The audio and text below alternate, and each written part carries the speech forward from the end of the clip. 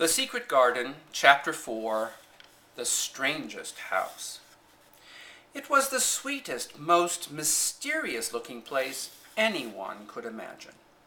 The high walls that shut it in were covered with the leafless stems of climbing roses and the ground with grass of wintry brown. One of the things that made the place look strangest and loveliest was the roses that had run all over the trees and swung down in long tendrils which made light, swaying curtains. Here and there they had caught at each other and made lovely bridges of themselves. It was this hazy tangle from tree to tree that made it look so mysterious. Indeed, it was different from any other place that Mary had ever seen in her life. She moved away from the door, stepping as softly as if she were afraid of awakening someone. "Is it all a quite dead garden?" she said softly. "I wish it weren't." There were only gray or brown sprays and branches, and none showed any sign of even a tiny leaf bud anywhere. But she was inside the wonderful garden, and she could come through the door under the ivy any time. She felt as if she had found a world all her own. The robin flew down from his treetop and hopped about or flew after her from one bush to another as if he were showing her things.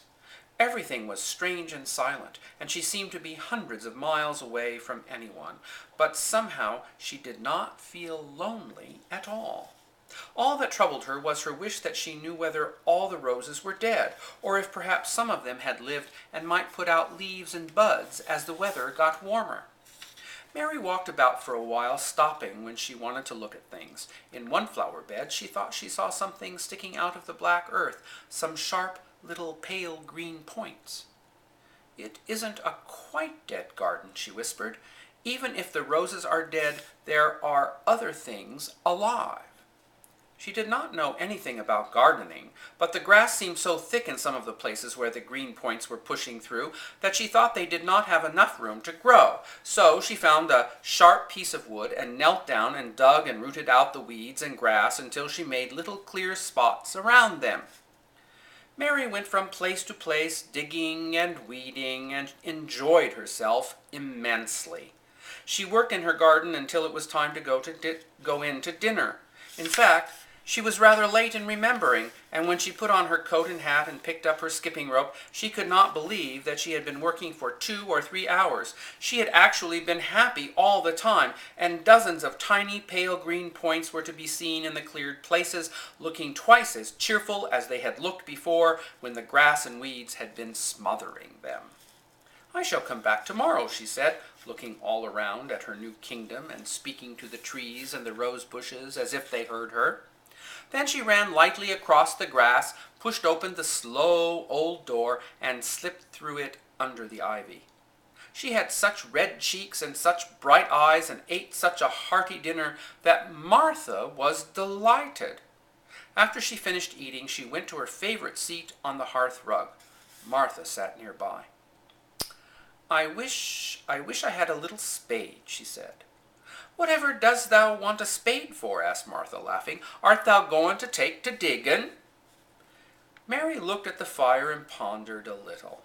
She must be careful if she meant to keep her secret kingdom. She wasn't doing any harm, but if Mr. Craven found out about the open door, he would be fearfully angry and get a new key and lock it up forever.